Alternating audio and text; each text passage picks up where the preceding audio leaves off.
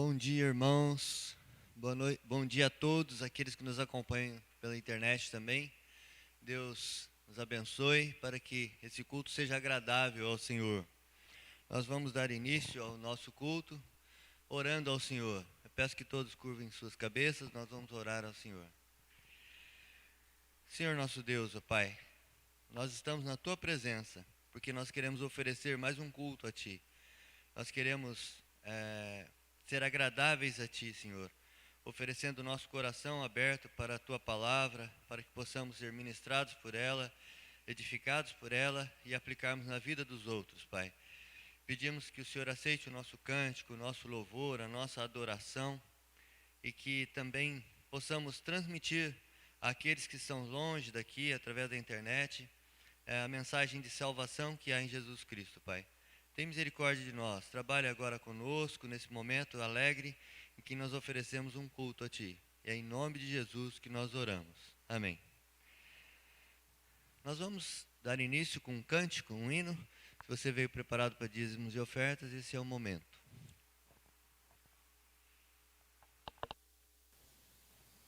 Graça e paz do Senhor Jesus. Nós temos um chamado, de anunciar a boa notícia de salvação. E não importa o que estejamos vivendo, pandemia, crises pessoais, o chamado continua. Se você quiser, fique em pé no seu lugar e vamos relembrar do nosso compromisso de anunciar as boas novas.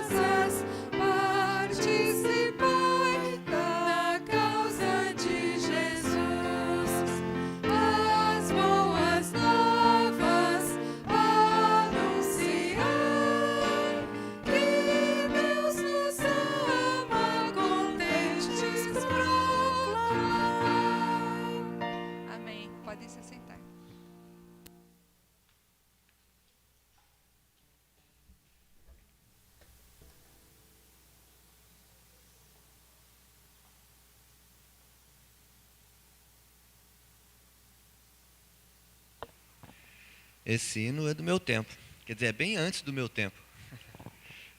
Bem antes, muito antes, mas edifica até hoje. As boas novas anunciai. Que bom. Eu gostaria de convidar os irmãos. Nós vamos ler 2 textos aqui apenas para reflexão. A intenção não é uma pregação, mas uma reflexão, né? E eu quero usar 2 textos e uma boa parte deles eu vou mencionar, mas não vamos ler todos, né? Primeiro Lucas capítulo 8. Depois nós vamos ver Atos capítulo 5. Lucas 8, a partir do verso 12 nós vamos ler. E antes do verso 12 eu vou discorrer sobre o que aconteceu. Lucas 8, a partir do verso 12. Antes do verso 12, nós vemos Jesus contando uma parábola. E nessa parábola, é a parábola do semeador. Aqueles que fizeram um estudo bíblico comigo, assim, evangelístico, logo no início, né? Hoje a Flávia está aqui com a gente. Deixa eu ver se tem mais alguém. A Silvana, não lembro se foi, acho que eu não sei esse texto, mas a Silvana não, faz muito tempo, né, Silvana? Então, mas eu gosto de trabalhar esse texto com aqueles recém-convertidos para reflexão sobre que tipo de solo nós somos, né? E hoje Deus tocou no meu coração para que nós tratássemos entre nós, aqueles que já são convertidos há pouco e há muito tempo, sobre o tipo de solo. Então Jesus descreve 4 tipos de solo. Que um semeador saiu para semear e deixou cair algumas sementes pelo caminho. Depois algumas sementes foram jogadas, caíram sobre as rochas. Outras sementes caíram no meio dos espinheiros. E outra semente caiu em terra boa. E até os seus discípulos tiveram alguma dificuldade de entender isso. E Jesus explica isso. E agora no verso 12 que nós vamos ler, até o verso 15, Jesus dá a explicação dessa parábola, né? Vamos ler, eu vou ler e os irmãos acompanhem então. Lucas 8:12. E as sementes, né? E as que caíram à beira do caminho são os que ouvem. E então vem o diabo, tira a palavra dos seus corações para que não creiam e não sejam salvos. As que caíram sobre as pedras são as que receberam a palavra com alegria quando a ouvem, mas não têm raiz. Creem durante algum tempo, mas desistem na hora das provações. As que caíram entre os espinhos são as que ouvem, mas ao seguirem seu caminho, são sufocados pelas preocupações, pelas riquezas e pelos prazeres dessa vida e não amadurecem. Mas as que caíram em terra boa são as que, com um coração bom e generoso, ouvem a palavra, retêm e dão fruto com perseverança. E antes ele diz que dá fruto 1 para 100. Eu quero destacar os dois últimos tipos de solo, né? A semente que caíram entre os espinhos. Ouvem, mas ao seguirem o seu caminho são sufocados pelas preocupações, pelas riquezas e pelos prazeres dessa vida e não amadurecem. Nós vemos muitos crentes que não amadurecem. Não amadurecem. Quando vêm as preocupações, as dificuldades, não dão fruto. E não só isso, né? As riquezas, o fascínio pelo mundo, pelas coisas, faz com que não deem frutos. E é uma reflexão para nós. Eu gosto de refletir para a minha vida. Que tipo de solo eu estou sendo? Que tipo de solo a semente caiu?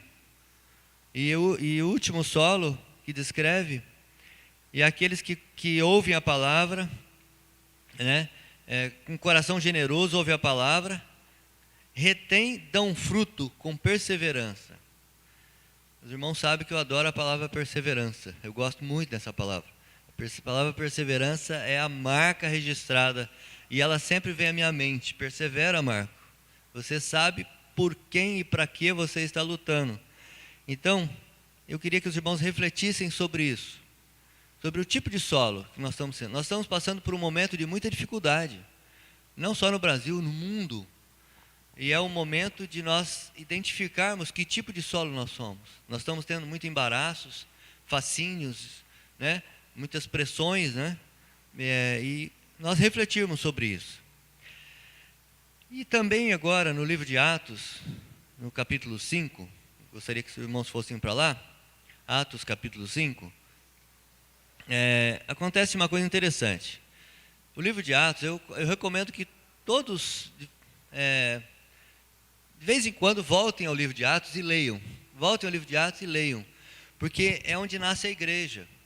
E a gente pode identificar as características da igreja, a igreja raiz, a igreja que Jesus estabeleceu no livro de Atos. E nós temos um texto longo aqui, mas eu não vou ler ele todo, né? Mas é apenas para reflexão. Então, Atos capítulo 5, verso 17, eu vou contar o texto para nós não delongarmos muito, né? Os discípulos de Jesus, os apóstolos, aliás, os 12, eles começaram, até então eram 11, depois foram 12, eles começaram a anunciar Jesus. O Espírito Santo já vinha, até aqui, o Espírito Santo já havia descido sobre eles. Eles estavam sendo testemunhas do que Jesus veio fazer, da salvação que há.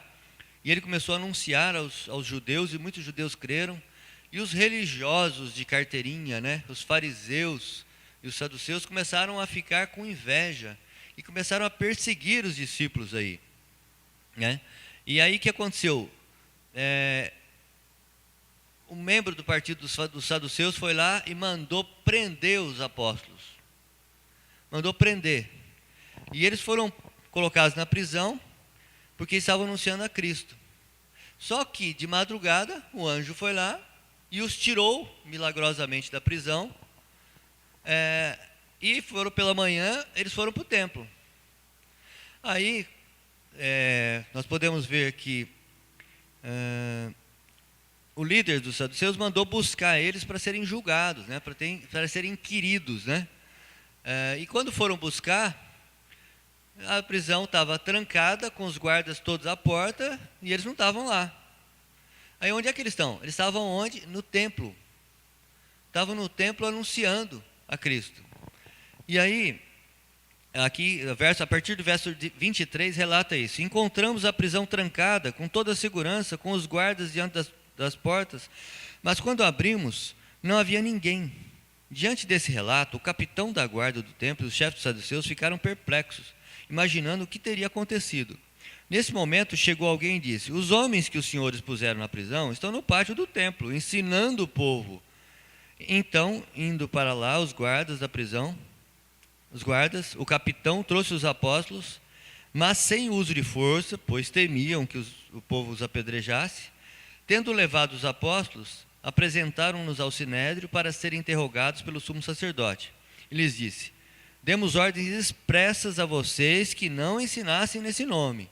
Todavia vocês encheram Jerusalém com a sua doutrina e nos querem tornar culpados do sangue desse homem. Olha o que aconteceu. Eles falaram: olha, já tínhamos advertido vocês, não é para falar no nome desse homem. Vocês encheram a cidade com essa doutrina. Irmãos, isso é uma coisa deliciosa. Já pensou nós enchermos essa cidade com essa doutrina? Com a salvação que há em Jesus Cristo, pela graça, por amor de Deus por nós. E eles anunciavam isso, né? E os guardas falaram: nós não advertimos vocês, né, sobre isso aí? E Pedro dá uma explicação no verso 29, né? É preciso obedecer antes a Deus do que aos homens. Vocês nos advertiram, sim, nos ameaçaram, mas nós temos que obedecer antes a Deus. Isso é uma reflexão para nós. A quem nós estamos obedecendo? O que nós estamos fazendo no meio de toda essa confusão que nós estamos vivendo, né?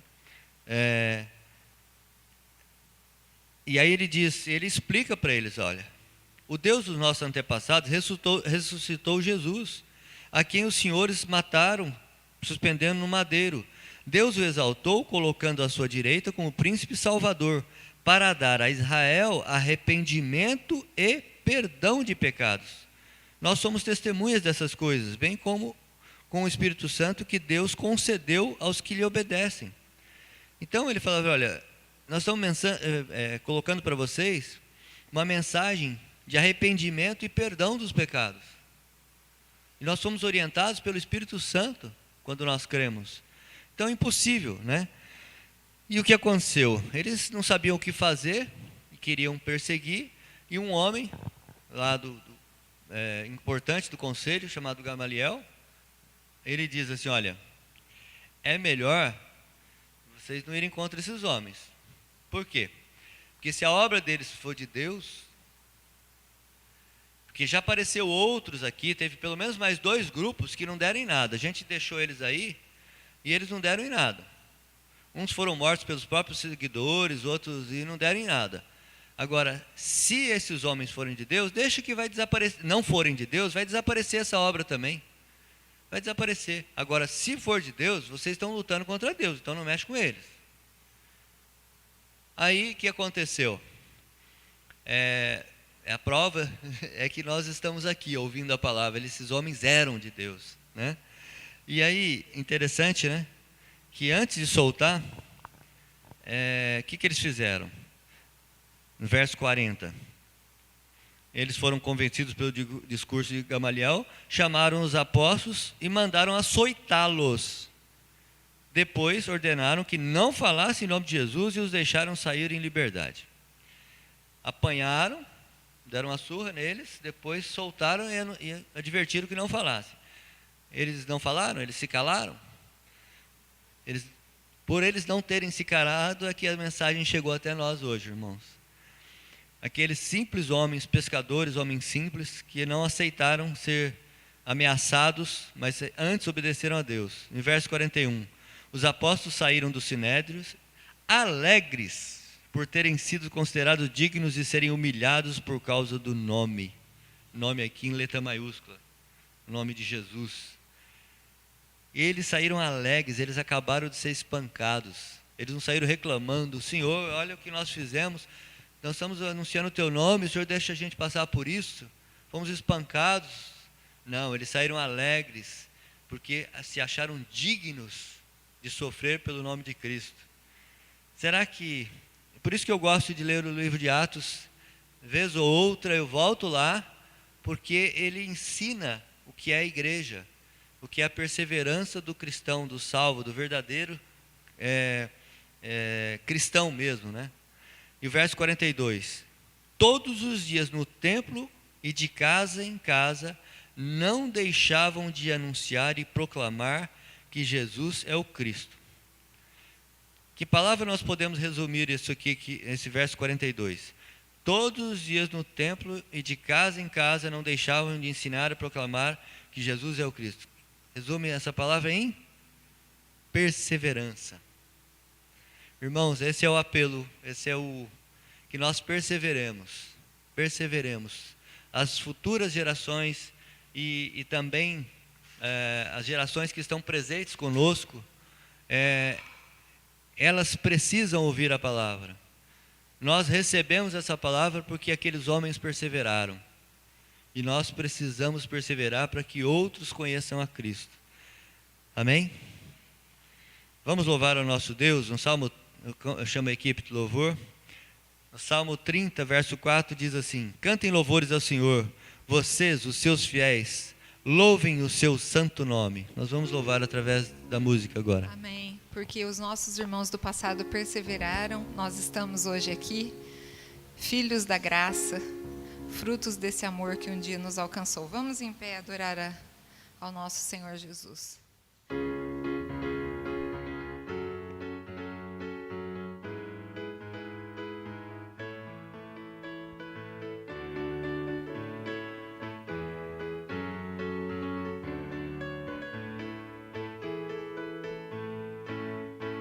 Somos filhos da graça divina sem par, frutos do amor que nos veio alcançar, graça que livra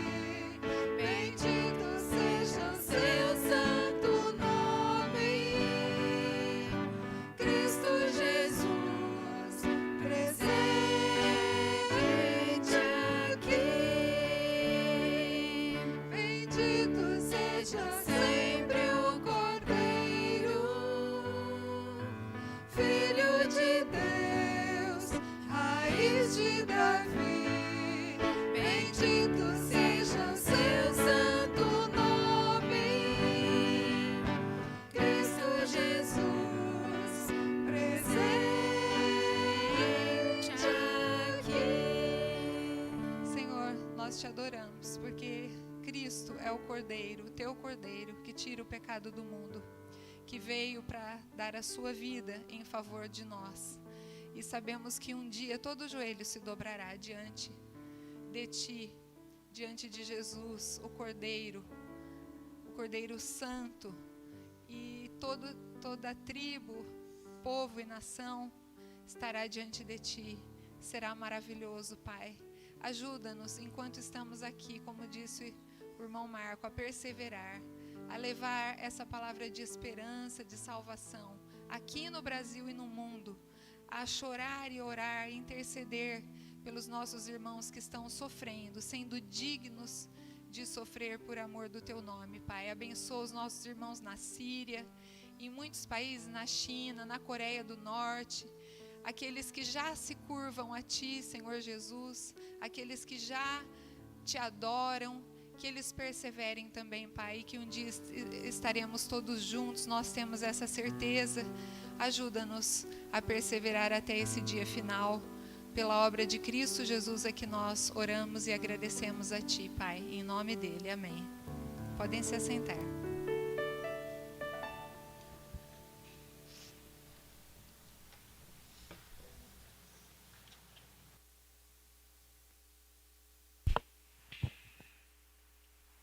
Gostaria de convidar aqueles irmãos que têm motivo de oração, querem apresentar algum motivo de oração diante de Deus, podem se colocar de pé, e eu vou pedir que o irmão Adriano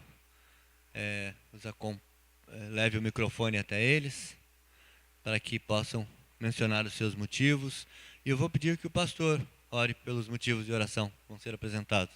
E logo depois o Adriano terá uma palavra.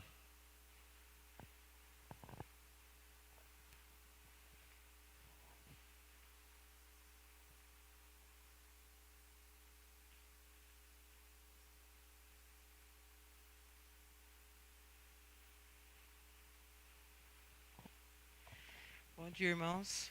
Eu gostaria de agradecer a Deus, porque meu pai foi levei no médico, urologista, e a próstata dele está tudo em ordem, graças a Deus. Não, a alteração que tem é normal, segundo o médico, que acompanha ele há muitos anos já. Mas pedi oração, que ele não está muito bem de saúde em outra circunstância. Idoso é complicado, né? Um dia está bom, outro dia não está, e tem uma semana que ele está com uma diarreia lá, que nós não estamos sabendo do que seria. E agradecer a Deus pelas bênçãos que Ele tem derramado na minha vida, cuidando de mim, das minhas netas, da minha família.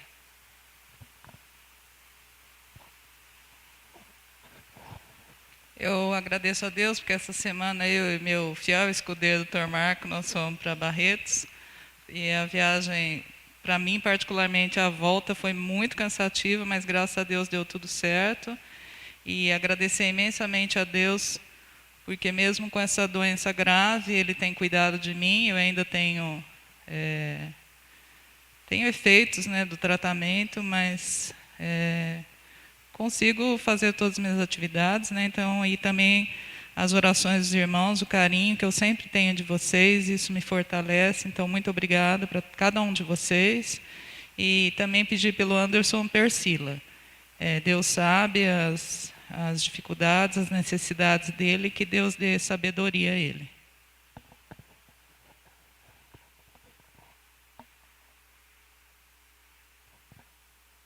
Bom dia, irmãos.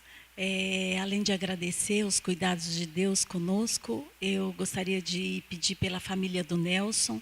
Ele pediu pela Nilma, né, que ela está um pouco depressiva, e também o pai dela, que já tem quase 90 anos, também está num quadro grave de depressão, seu Enes, o nome dele é Enes. Então, que a igreja ore por essa família, pela Gabi, que está em Marília, o Bruno, que eles se lembrem do Senhor.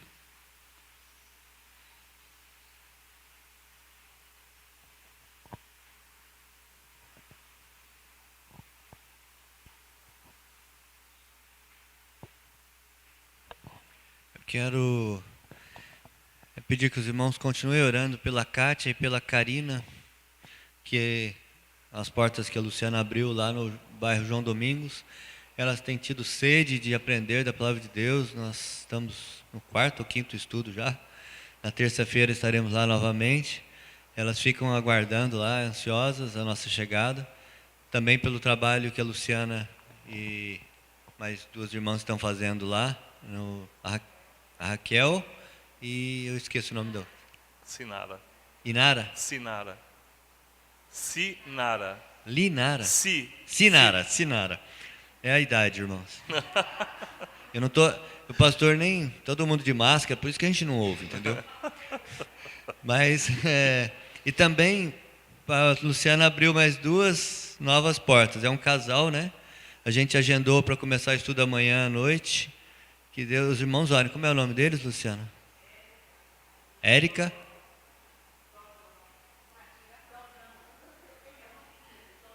Dogão. Tá bom. Então, os irmãos orem por eles, porque amanhã é o estudo inicial com eles. O pastor está vai orar, depois o irmão Adriano vai ter a palavra e o pastor assume o púlpito. Pai bendito, nós te agradecemos, ó Pai, porque um dia o Senhor Jesus nos fez teus filhos e por isso nós podemos nos colocar com toda a liberdade diante do Senhor, não pelo nosso mérito, mas pelo mérito da cruz que Jesus conquistou por nós. Te louvamos, ó Pai, pela bênção de podermos chegar ao Teu trono da graça e apresentarmos ao Senhor esses motivos, tenham sido eles verbalizados ou não, aqueles que estão ainda calados nos corações dos Teus filhos aqui, que possam também ser ouvidos pelo Senhor e atendidos conforme a Tua boa, perfeita e agradável vontade, ó Pai.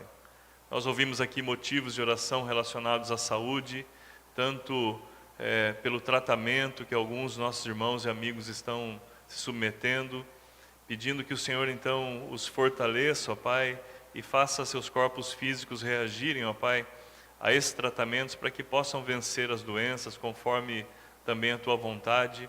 E nesse processo nós clamamos, ó Pai, que o Senhor seja conhecido, seja sendo já Deus dessas vidas ou se tornando Pai dessas pessoas que buscam ou necessitam do Senhor mesmo que não consigam ainda reconhecer isso, ó Pai. Por isso clamamos que essas enfermidades sejam motivo de glória ao Teu nome, ó Pai, à medida que o Senhor aproxime essas pessoas ainda mais do Senhor. Te agradecemos pelo cuidado que o Senhor tem derramado sobre essas mesmas vidas e o cuidado em meio à luta contra a doença, ó Pai. O Senhor tem permitido que esses irmãos perseverem e eles têm sido exemplos fantásticos para nós. Por isso clamamos a Tua força sobre eles, ó Pai. Temos motivos também aqui de restauração e de conversão. E clamamos, ó Pai, que o Senhor derrame o Teu Espírito no sentido de convencer do pecado, da justiça e do juízo, reavivando aqueles que são Teus, mas que por algum motivo estão longe do Senhor e se mantendo longe de nós, igreja Tua, ó Pai. E aqueles que ainda não se converteram, ó Pai, que possam se quebrantar diante do Senhor e perceberem que só o Senhor Jesus salva, só o Senhor Jesus é o caminho, a verdade e a vida, ó Pai.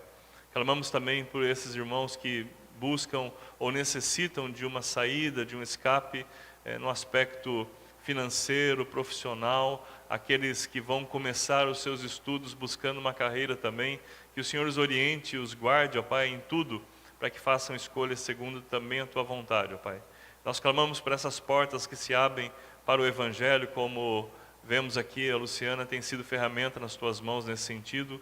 Clamamos por eles, clamamos também pelo trabalho em Tarabai, tanto as crianças quanto os adultos, ó Pai, possam mergulhar na Tua graça, aqueles que ainda não Te conhecem possam se encontrar com o Senhor e aqueles que são Teus possam ser preservados a perseverarem na fé, como ouvimos ainda há pouco, ó Pai. Que a Tua graça se manifeste sobre cada motivo que foi mencionado aqui e aqueles que não foram verbalizados também, de tal forma que fique claro que o Senhor é Deus, Deus vivo e que responde à oração daqueles que humildemente lhe clamam, ó Pai. Por isso, nós estamos aqui de pé, declarando humildemente que dependemos totalmente do Senhor, que sem Ti nós nada podemos fazer. Por isso, ó Pai, enche o nosso coração agora de esperança e alegria, independentemente da situação que enfrentamos. É o nosso clamor em nome de Jesus. Amém. Antes do Adriano falar, pode vir, Adriano. Eu me esqueci de perguntar se algum irmão tem algum aviso a ser dado, além do Adriano.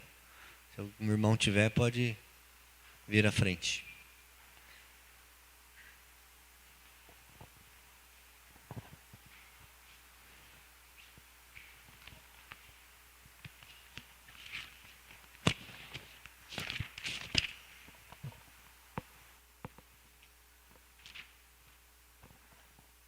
Meus queridos irmãos, minha amada igreja, bom dia a todos. Eu queria, primeiramente, antes de falar de missões, eu queria que a igreja me perdoasse. Eu peço perdão para a igreja. O meu relaxo quanto às missões, eu deixei há um tempo aí de informar aos irmãos o que está acontecendo em missões, e eu quero crescer e amadurecer, e eu vejo a paciência dos irmãos, e eu quero que os irmãos me perdoem. Eu queria trazer aqui, antes de nós vamos dar início à campanha de missões nacionais, e o tema é bem legal, a divisa também, e nós amamos porque Ele nos amou primeiro. Esse é o tema, nós amamos porque Ele nos amou primeiro. E a divisa é 1 João, capítulo 4, versículo 19. Então já vou deixando aí já aos ouvidos dos irmãos para ficar bem suadinhos aí os irmãos. Será a nossa tema até terminar aí a campanha. Mas irmãos, nesse início também de missões, porque senão minha orelha vai ficar tudo deformada. E nesses 4, aí nós vamos trabalhar 4 pilares, campanha de missões nacionais. O primeiro pilar é eu amo, é o amor. O segundo é multiplicar. O terceiro é orar. E o quarto é repartir. Então, também, cada domingo aí, um domingo sim, um domingo não, a gente vai trabalhar esses 4 temas aí, 4 pilares de missões nacionais. Mas aí eu pensei de trazer alguma palavra assim já de início, para vocês ficarem bem informados aí. Eu queria falar sobre a Cristolândia. A Cristolândia ontem mesmo, fez 11 anos que deu início. Já se faz 11 anos e começou em São Paulo. De São Paulo, começou a proliferar. E chegou aqui em Presidente Prudente. E aqui esse trabalho já tem aproximadamente uns 4 anos aqui já. Em Presidente Prudente. Irmãos, esse trabalho tem sido fantástico nas mãos de Deus. Pessoas realmente têm trabalhado eficazmente, duramente, noite, dia, indo nas ruas, resgatando essas vidas têm sido transformadas para a glória de Deus. Então, eu vou pedir aos irmãos, a gente vai ter um momento de orar por esse trabalho que iniciou há 11 anos atrás. 9 anos no Rio de Janeiro. E tem um trabalho ali que o tema é, um dos trabalhos, né, ali no Rio de Janeiro, já faz 9 anos também que iniciou na Cristolândia, e tem um tema muito legal lá que é Sonho de Mãe, um projeto incrível, Sonho de Mãe. Então eles trabalham o quê? Eles não trabalham só com os dependentes químicos, só as pessoas que estão nas margens das ruas, mas eles agregam também os familiares, a mãe também, o pai também. Então é um trabalho conjunto, não é só com aquelas pessoas que estão perdidas. Então é um trabalho bem interessante também. E lá em Governador Valadares também, em Minas Gerais, 36 famílias estão sendo assistidas também com esse projeto Cristolândia também. Então a gente percebe que a Cristolândia tem sido um trabalho realmente que está abrangendo outras cidades. Outras cidades estão aderindo também a esse trabalho, porque está vendo que realmente dá fruta para a glória de Deus. E eu ia convidar, eu pedir a algum irmão que vai se prontificar, ou queira se prontificar, a orar pela Cristolândia. Primeiro, gratidão por esse trabalho que iniciou há 11 anos atrás e que está dando fruto. Então você vai orar essa semana, você que vai se prontificar a orar, essa semana de gratidão, e pedir que Deus fortaleça esses irmãos e também que essas pessoas que estão sendo restauradas não volte para trás. Não volte para trás, mas dê sequência à salvação, desenvolva a salvação que Deus deu a essas pessoas. Alguém gostaria de levantar o braço? A irmã Cristina Então vai orar pela Cristolândia. E então, nesse momento eu vou orar agora, pedindo pela Cristolândia, e agradeço à igreja por me perdoar.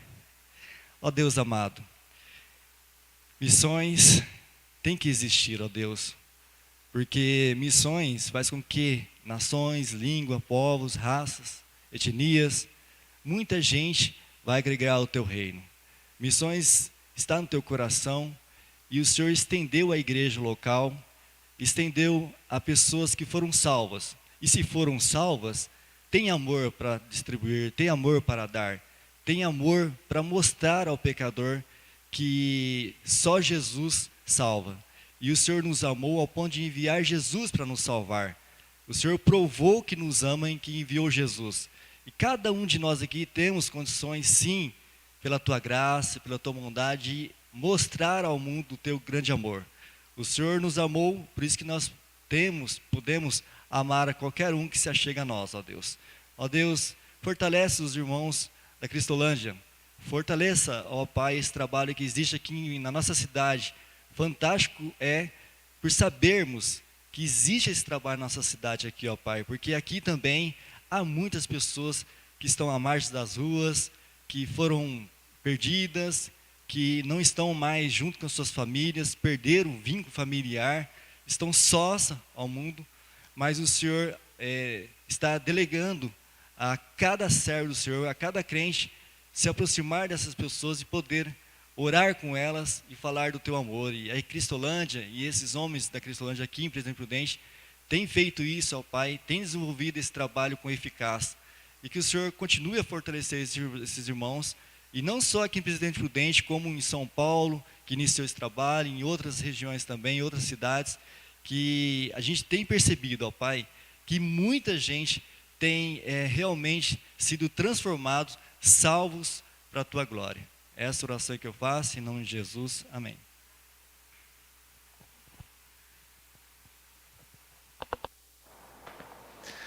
Bom dia, irmãos. A graça, a paz do nosso Deus abençoe. Esse exemplo que o Adriano nos dá aqui, de humildade, se dirigindo a nós para se retratar, é digno do cristianismo. O Adriano nos faz lembrar assim que nós todos precisamos avaliar a nossa vida o tempo todo. Com certeza todos nós temos motivos para nos arrepender, mas louvado seja Deus porque o Adriano veio aqui dizendo: eu quero continuar trabalhando com missões. Seu trabalho é muito importante para a gente, viu, Adriano? E Deus vai te usar muito para a glória de Deus nesse aspecto, pode ter certeza. Queridos, nós estamos a um dia de celebrarmos o dia da independência do Brasil, né? Amanhã, feriado de 7 de setembro, e é um momento para celebrarmos, sim, para nos alegrarmos e para reavivarmos esse aspecto cívico no nosso coração, para que nós possamos nos lembrar que Deus nos fez brasileiros. Graças a Deus por isso. Eu louvo a Deus pelo privilégio de ser brasileiro. E nós precisamos, então, olhar com carinho para a pátria, essa pátria temporária que o Senhor nos deu. E Ele nos deu essa pátria temporária para, como o irmão Marco leu aqui no livro de Atos, para que nós possamos disseminar e propagar o Evangelho de Cristo à nossa nação, a começar pelo nosso bairro, aos nossos vizinhos, aos nossos conterrâneos de município, de estado e, finalmente, a pátria que é o Brasil. Eu vou até trazer um dos símbolos da nossa pátria aqui, que é a bandeira, para perto do púlpito, para que simbolicamente nos lembremos que a nossa pátria precisa de Jesus, precisa do Evangelho de Cristo. E é por isso que, no dia de hoje, eu quero tratar de um tema relacionado à pátria, e como os irmãos que já estão acompanhando aí pela internet já viram, o nosso texto base vai ser Isaías capítulo 62, então eu peço que você abra sua Bíblia em Isaías 62, e vamos ler versos 1 e 2, e identificarmos aqui algo interessante que acontece no coração do profeta Isaías com relação a sua pátria, a pátria terrena que o Senhor lidera. E a partir dessas observações, nós vamos ter o desafio de transferir isso para a nossa realidade espiritual de país, de Brasil. Por isso, vamos ler Isaías 62, versos 1 e 2. O texto diz assim: por amor de Sião, eu não sossegarei. Por amor de Jerusalém, não descansarei, enquanto a sua justiça não resplandecer como a alvorada e a sua salvação como as chamas de uma tocha. As nações verão a sua justiça e todos os reis a sua glória. Você será chamada por um nome que a boca do Senhor lhe dará. Pai bendito, nós te louvamos, te agradecemos pela alegria desse tempo que o Senhor nos dá aqui reunidos como igreja de Cristo, reunidos para a tua honra e para a tua glória. Por isso, ó Pai, nós te louvamos pelo privilégio de termos já revisto alguns dos nossos irmãos. Isso abençoa a nossa vida, isso nos motiva, isso dá suporte, ó Pai, à nossa vida cristã, e nós te louvamos pela bênção, ó Pai, da comunhão nesse culto solene. Também te agradecemos pelo privilégio de termos orado ao Senhor, cantado ao Senhor, de já termos ouvido, ó Pai, uma exposição a respeito da Tua Palavra, e agora, diante da Tua Palavra, mais uma vez, nós clamamos a Tua misericórdia, a Tua graça, para que o Senhor nos fale de uma forma inconfundível, para que os nossos corações sejam aquecidos e as nossas mentes estejam dispostas e disponíveis, ó Pai, para o trabalho, e por isso que nós, todos os dias, retomemos a nossa função como embaixadores de Cristo, como representantes do Senhor, como missionários nesta terra que é apenas provisória para nós, como peregrinos nesse mundo, mas enquanto peregrinos brasileiros, ó Pai, que amemos a nossa pátria, ao ponto de levar o Senhor Jesus aos nossos conterrâneos, ao povo brasileiro que necessita tanto do Senhor. Oramos, clamando sabedoria e discernimento da Tua direção nesse momento, para que possamos dar ouvido somente ao que o Senhor tem a nos dizer. Livra-nos de qualquer preconceito, livra-nos, ó Pai, de qualquer bloqueio que possa atrapalhar que a Sua palavra penetre no nosso coração. Abra o nosso entendimento, ó Pai, e os nossos olhos para que vejamos o Senhor falando conosco. E agora que cada pensamento seja levado cativo à obediência de Cristo, que o Senhor seja dignificado, que o homem diminua e que o Senhor Jesus seja enaltecido para a glória do Senhor nosso Deus e Pai. E é em nome de Cristo que nós clamamos. Amém. Queridos, quando o texto fala no capítulo 62, um pouco antes, o Senhor já está prometendo a Israel a restauração, apesar do pecado com o qual eles haviam se envolvido. A nação de Israel tinha sido, em um determinado momento, escolhida por Deus, separada por Deus, para que ela pudesse proclamar Deus às nações.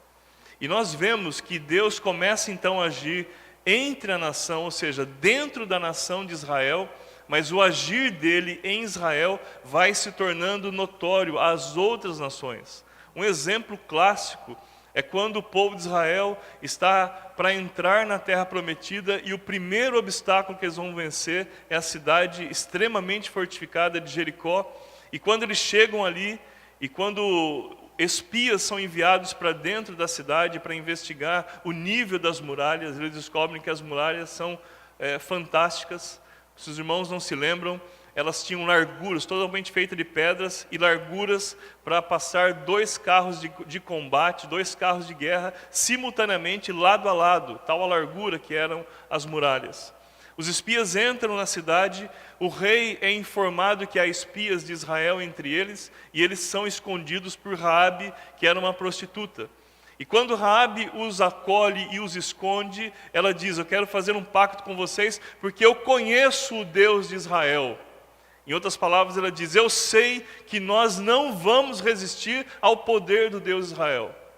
Uma mulher de Jericó prostituta e que já conhecia o poder de Israel. O Senhor estava sendo conhecido pelo que ele fazia na nação, e isso estava se tornando notório. O povo de Israel, nesse momento, estava cumprindo muito bem a sua função. Amados, essa é exatamente a função que nós temos como Igreja de Cristo hoje: proclamar Jesus às pessoas, permitir, antes de mais nada, que Ele atue em mim, em você, atue em nós, para que o mundo, como o Senhor Jesus diz na oração sacerdotal, creia que Deus enviou Jesus, para que o mundo creia, que eles sejam um, para que o mundo creia. É o que Jesus coloca para nós ali na oração sacerdotal, antes de passar pela sua morte. E quando olhamos para esse texto, nós vemos aqui Isaías falando como um cidadão, e ele diz: por amor de Sião eu não sossegarei, por amor de Jerusalém não descansarei, enquanto a sua justiça não resplandecer como alvorada e a sua salvação como as chamas de uma tocha. Aqui o Senhor inspira Isaías para falar assim: esse é o desejo do coração de Deus. Mas Isaías demonstra ser um excelente cidadão quando permite que o desejo do coração de Deus entre e se torne o desejo do seu próprio coração. E ao se tornar esse o desejo do seu próprio coração, Isaías quer fazer algo pela nação, quer fazer algo pelo povo de Israel. E nesse sentido, nós vemos aquilo que o irmão Marco colocou também ainda há pouco, a perseverança, quando ele diz que não sossegarei por amor a Sião e por amor a Jerusalém, não descansarei enquanto a sua justiça não resplandecer como a alvorada. Nós, como brasileiros, somos brasileiros, crentes em Cristo Jesus, para implantarmos a justiça do reino, primeiramente nas nossas vidas, e num segundo momento, aqueles que nós alcançarmos com a vontade de Deus. A justiça do reino de Deus tem de ser proclamada, tem de ser posta e apresentada às pessoas que ainda não conhecem Jesus. Mas, meus queridos, para entendermos como isso pode acontecer, nós temos que considerar algumas coisas. E eu diria que hoje estamos vivendo um tempo de esquizofrenia genérica. Nós estamos vendo, geral, uma esquizofrenia instalada na mente das pessoas. Deixa eu tentar lembrar, na época do Marco, como que acontecia a perseguição contra a Igreja de Cristo, né? Não, eu quando criança, eu me lembro que quando a gente se apresentava como crente, isso já era um tabu, e as pessoas tendiam a olhar para a gente de um modo muito diferente, e realmente nos discriminavam. Era muito comum aquela frase: ah, mas crente pode fazer isso? Você é crente, você pode fazer isso? E nós estávamos o tempo todo sendo bombardeados com esse tipo de postura, que as pessoas que não conheciam Cristo, e por isso não conheciam a liberdade que há em Cristo Jesus, viviam cobrando de nós justamente uma espécie de escravidão à lei ou à letra, para que pudessem ver a liberdade que temos. Na verdade, isso já é uma loucura em si.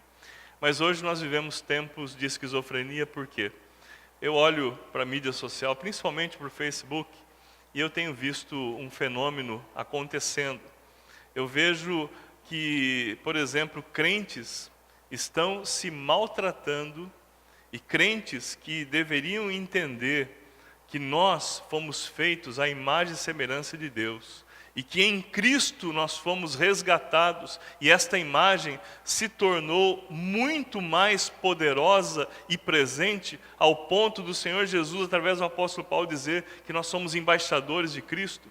E vejo crentes se referindo a outros crentes como sendo nada, como sendo comparados a certos animais, bestas, feras. E eu vejo crentes sendo comparados a essas bestas feras, porque têm posições diferentes, principalmente do ponto de vista político. E nós temos que ser sinceros: no Brasil, nesses 2 últimos anos, o que está conduzindo a nossa conduta é mais a política do que o amor a Cristo, do que o Espírito Santo de Deus em todos os seus aspectos. Mas eu vejo mais, e uma coisa muito pior, agora falando de outros colegas pastores, algo que eu não consigo entender.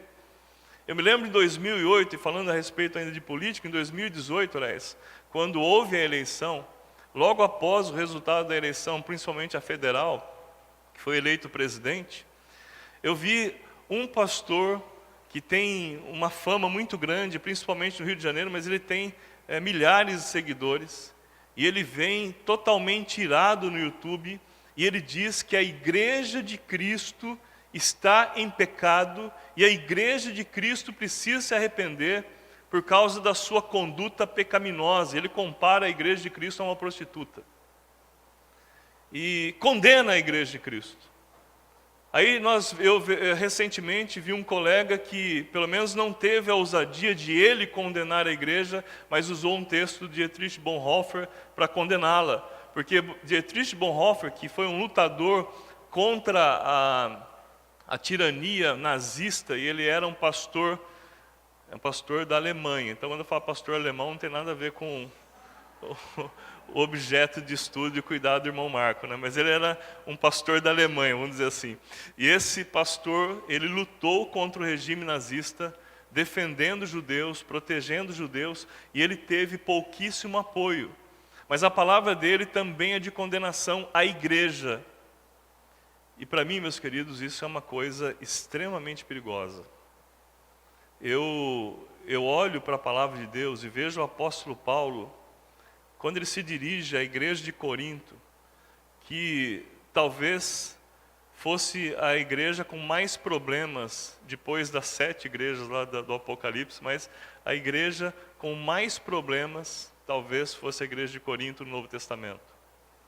Ah, você acha que a sua igreja que tem problema? Não, a igreja de Corinto tinha algumas coisas muito peculiares. Mas quando o apóstolo Paulo se dirige à igreja, ele diz: aos santos, amados, santificados em Cristo, chamados e eleitos do Senhor, e ele tece um capítulo inteiro de elogio à igreja de Cristo. E de repente ele se volta para alguns irmãos dentro da igreja, e ele começa a dizer: irmãos, entre vocês está acontecendo algo que nem entre os ímpios se nomeia. E ele exige que aqueles irmãos, como igreja, tomem uma posição. E a igreja de Corinto vai ter muitos outros problemas ainda, inclusive de desamor, de arrogância, porque era uma igreja que, como o texto bíblico nos mostra, estava completa de dons. Se tinha uma igreja no Novo Testamento com todos os dons espirituais que podiam ser nominados, era a igreja de Corinto. E eles estão vivendo um momento difícil, porque as pessoas não estão permitindo que o Espírito Santo vá realizando a obra. Mas em momento algum o apóstolo Paulo condena a igreja de Cristo. Eu vejo que uma possibilidade de condenação vai acontecer só no Apocalipse, como citei as 7 igrejas da Ásia, quando o Senhor Jesus, e somente o Senhor Jesus, coloca o dedo para a igreja e diz: se vocês não se arrependerem, eu os removerei de onde estão. Aí sim nós temos o nosso Senhor, e Ele tem o direito de condenar a quem quer que seja, porque Ele é o justo juiz, Ele é o supremo juiz. Mas eu estou com muita preocupação observando pessoas que estão condenando a igreja de Cristo como se Cristo fossem. Isto é inadmissível. Mas essa esquizofrenia tem levado as pessoas a se dividirem. E hoje nós somos perseguidos pelos próprios irmãos em Cristo. Aliás, meus queridos, não deveria ser novidade para nós. Mas os piores problemas que acontecem contra a igreja de Cristo não vêm de fora, vêm de dentro da igreja. Quando o Marco abriu o texto de Atos, eu achei até que ele fosse ler Ananias e Safira, o texto de Ananias e Safira ali, embora eu não foi, mas será que vai ler? Eu não estou conseguindo conectar. Mas Ananias e Safira é um exemplo claro do grande problema que estava acontecendo dentro da igreja de Cristo. A celeuma que aconteceu dentro da igreja de Jerusalém demonstra como que a carne está imperando no coração de muitos irmãos. Então nós vemos igrejas que estão sofrendo grandes problemas e grandes perseguições surgem do seio da igreja. Acabamos o estudo em Hebreus, e em Hebreus nós vemos uma igreja que tem ali todo o poder de Deus à sua disposição, mas que muitos irmãos estavam cedendo a tentação de se voltarem contra Cristo, voltarem as costas para Cristo, para se associarem de novo a rituais que já haviam sido abolidos há muito tempo, na antiga aliança. Então nós vemos que os grandes problemas vêm do seio da igreja. E como sempre, achei muito providencial tudo o que aconteceu hoje de manhã aqui, tanto na palavra do irmão Marco, quanto na palavra do Adriano. E chama a atenção mais uma vez para essa atitude cristã que o Adriano teve, que tem que ser nossa também, de olharmos para nós mesmos e dizer, do que é que eu preciso me arrepender? O que precisa mudar na minha vida? Acredite, no seu coração, no meu coração, há com certeza motivos para nos arrependermos. Mas nós estamos num tempo também em que falar de arrependimento pessoal não está em moda. O que está em moda é você se associar aos maiores grupos e ser acolhido por eles. Então você tem que falar a língua deles. Você tem que procurar likes do maior número possível de pessoas. É isso que é bom, isso que é gostoso, isso que é desejável no tempo de hoje. Por isso, nessa esquizofrenia social que vivemos hoje, o tipo de perseguição que enfrentamos é diferente. É a mesma, mas é outra. Por que é a mesma? Porque é contra crentes fiéis. E por que é outra? Porque nós vemos outros crentes nos atacando, ou crentes se atacando mutuamente, e eu olho para isso e vejo, onde está a justiça de Deus?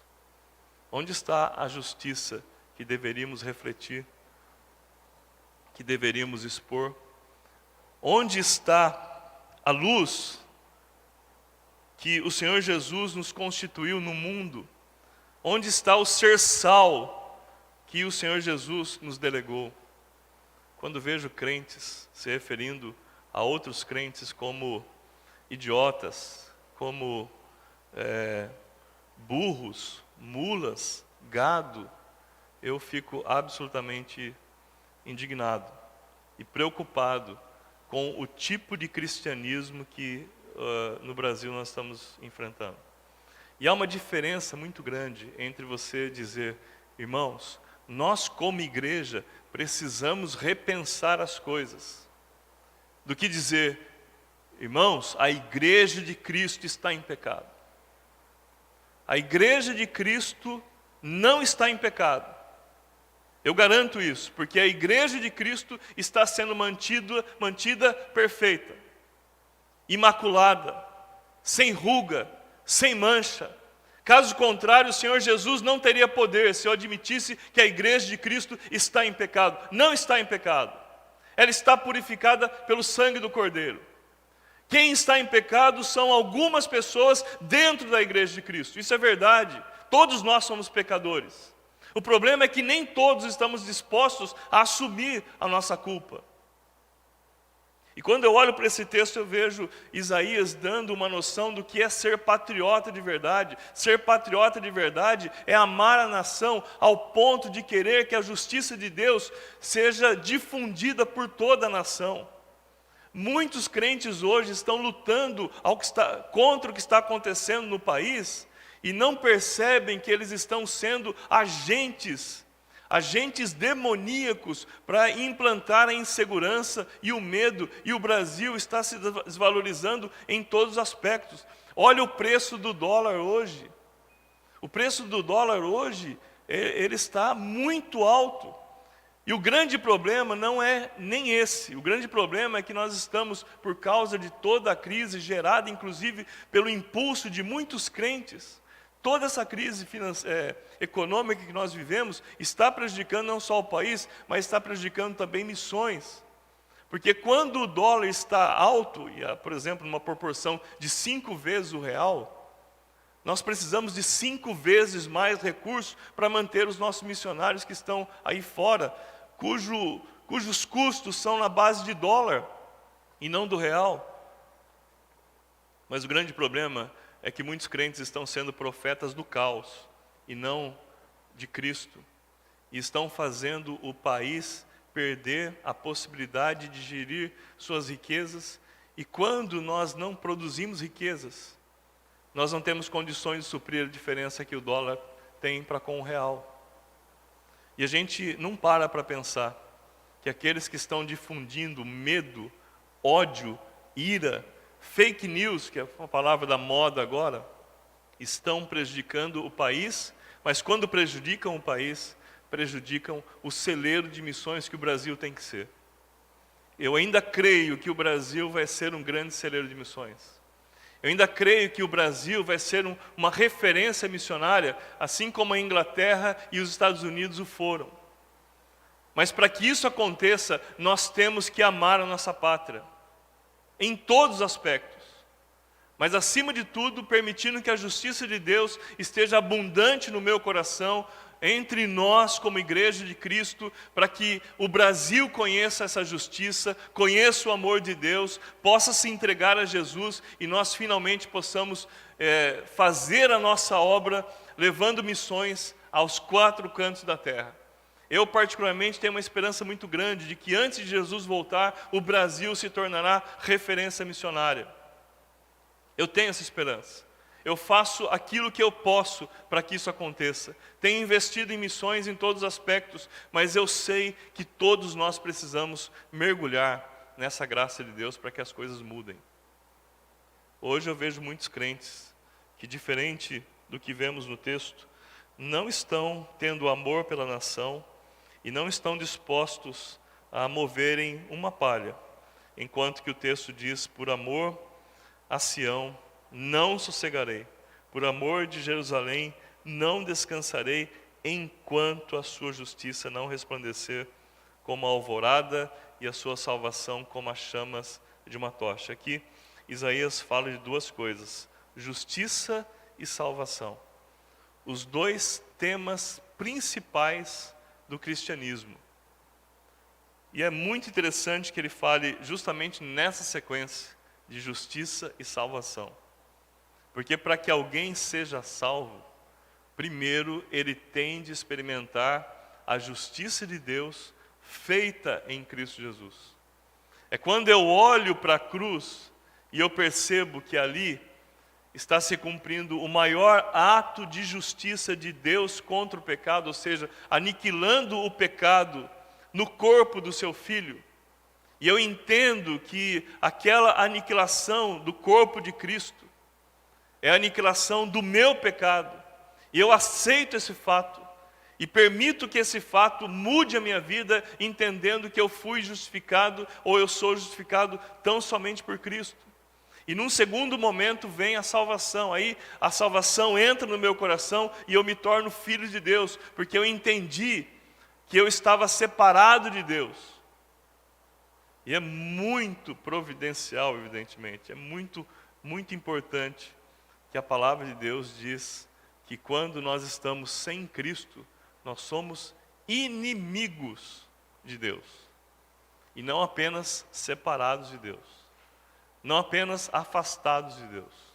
A Bíblia só tem 2 pontos. Ou você é amigo de Deus, ou você é inimigo. Ou você está com Cristo, ou você não está sem Cristo, você está contra Cristo. E nós precisamos entender que a nossa pátria precisa de amor, de graça, finalmente da justiça e da salvação. Por isso, meus queridos, eu quero propor que nós nos lembremos que que o país está necessitando de salvação, de comunhão, de graça, mas acima de tudo, está necessitando da obra de Deus no país. Não estou falando apenas do aspecto político, eu estou falando de tudo o que nós estamos vendo acontecer. Hoje nós vemos aberrações acontecendo envolvendo o poder judiciário, por exemplo. São aberrações que eu nunca imaginei que os guardiões da Constituição seriam capazes de fazer.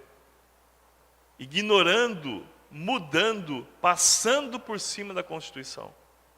Isso acaba com a nossa esperança, se a nossa esperança estiver nos homens. Mas se a nossa esperança estiver em Cristo, nós temos aí uma boa identidade com um bom motivo para orarmos. Que tal orarmos? Que tal dobrarmos mais o nosso joelho? Que tal não sossegarmos e não pararmos enquanto não virmos a justiça de Deus se estabelecendo no Brasil. A começar pela justiça do STF, a começar pela prática do governo federal, a começar pela prática do legislativo, tanto a Câmara dos Deputados quanto o Senado, nossos governadores, nossos prefeitos, vereadores. Vamos orar de novo e mais por esse povo, para que a justiça seja estabelecida, sim, mas a justiça com base na verdade. Mas não vamos esquecer da principal missão que temos: salvação dos nossos compatriotas. Essa bandeira que está ao meu lado representa uma nação enorme, com desafios enormes também. Mas nós temos algo contra nós. Nós somos uma nação pacífica. Não sabemos brigar, não sabemos lutar, e isso se aplica ao campo espiritual. Nós não podemos deixar que o inimigo leve os nossos compatriotas para o inferno, porque nós não fomos capazes de ter empatia suficiente com a nossa nação, ao ponto de dizer a respeito do Brasil: não sossegarei, por amor ao Brasil não sossegarei, por amor ao Brasil não descansarei, enquanto não vir a justiça de Deus e a salvação de Deus entre os nossos compatriotas. Às vezes a gente cita até como um chavão o texto que diz que feliz é a nação cujo Deus é o Senhor. E temos talvez a ilusão de que este Deus, sendo o Senhor, é apenas para dirigir a nação, talvez politicamente. Se nós pensamos assim, o nosso pensamento não é muito diferente dos judeus que rejeitaram a Cristo. Eles não esperavam um Messias que os livrasse do pecado. Esperassem um Messias que os livrasse da tirania política. Detalhe é que, um tempo depois, essa tirania se foi. Ela foi desfeita. E a nação politicamente voltou, depois de muitos anos, a usufruir de liberdade política. Mas eles não aceitaram o Senhor Jesus como o Messias de Deus. Por isso, a resolução para as nossas vidas não está no desfecho da política. Está naquilo que o Senhor Jesus tem de fazer pela nação. E nesse processo de esquizofrenia nós estamos sendo de novo escravizados. Porque crentes estão brigando com crentes. Aliás, semana passada eu nem consegui ler toda a matéria por causa do tempo, mas eu vi gente fazendo questão de defender que aquela deputada do Rio de Janeiro, que se envolveu com um crime hediondo, assassinando o próprio esposo, as pessoas fazendo questão de dizer: não, ela é evangélica sim. Ela é evangélica sim, e defendendo essa posição e acabando de denegrir a imagem dos evangélicos. Bom, já faz muito tempo que eu não me identifico como evangélico, porque entre os evangélicos há todo tipo de evangélicos. Mas quando se fala de crentes, só há uma categoria de crentes: filhos de Deus, servos do Altíssimo. O que passar disso, parafraseando o texto do Senhor Jesus em Mateus, é de procedência maligna. Não é filho de Deus.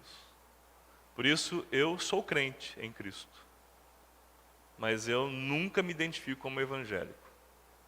Porque entre os evangélicos há muitos problemas. Difícil é ver supostos crentes denegrindo a imagem dos evangélicos, sabendo que no Brasil há uma confusão muito grande que mistura crentes com todos os evangélicos. E o pior, muita gente que acha que ser evangélico seja garantia de salvação. Ignora completamente a justiça de Deus em Cristo e o pior, a salvação que há apenas em Jesus. Por isso, meus amados, nós estamos na Semana da Pátria. Semana da Pátria sendo comemorada desde o 1º de setembro, mas por que não comemorarmos o mês todo de setembro, a nossa pátria? E eu quero propor para os irmãos aqui um desafio de oração. Amanhã é feriado, Sei que muitos já não estavam fazendo muita coisa mesmo por causa do isolamento, né? Mas que tal se nós fizéssemos uma escala amanhã, dia 7, para orarmos pelo Brasil, para clamarmos pelos poderes que nos governam aqui, mas acima de tudo clamarmos pela salvação. Clamarmos que Deus nos mantenha igreja saudável, igreja que proclama. E sem demagogia nenhuma, irmãos, eu amo a Igreja Batista Prudentina, porque eu sei que os irmãos são pessoas fiéis, que jamais seriam blasfemos ao ponto de condenar a Igreja de Cristo, mas são sinceros o suficiente para fazer uma autoavaliação e sempre permitirem que o Espírito Santo os adeque, os restaure e os coloque no centro da missão. Eu estou muito feliz de servir a Deus com os irmãos aqui, porque conheço o coração dos irmãos. Nós somos daqueles que perseveram, não daqueles que voltam atrás. Amém?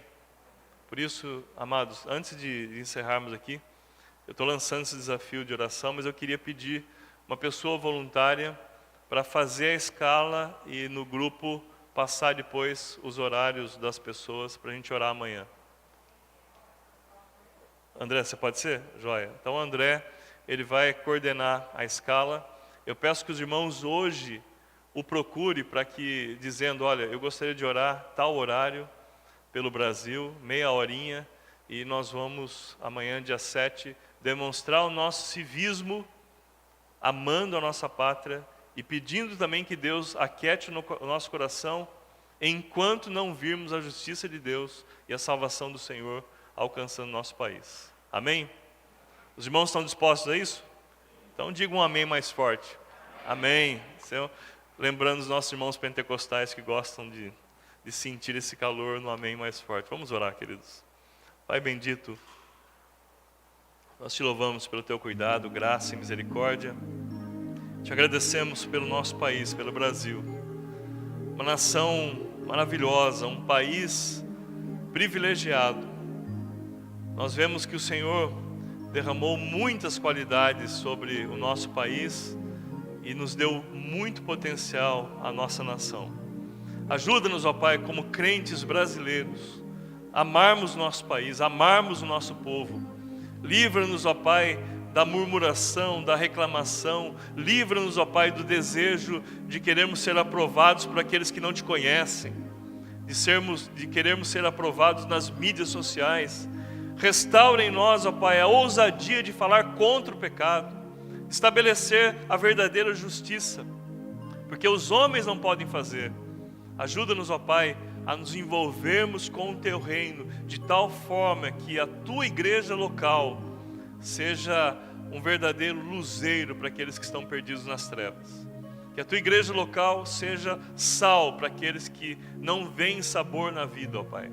Que nós sejamos aqueles os quais o Senhor chamou, vocacionou e nos deu a esperança de vermos o Senhor agindo na vida de muitos. Nós te louvamos porque ainda há pouco fomos lembrados que o Senhor nos alcançou quase 2000 anos depois do Senhor Jesus ter estado entre nós, nos alcançou através do trabalho de 12 homens.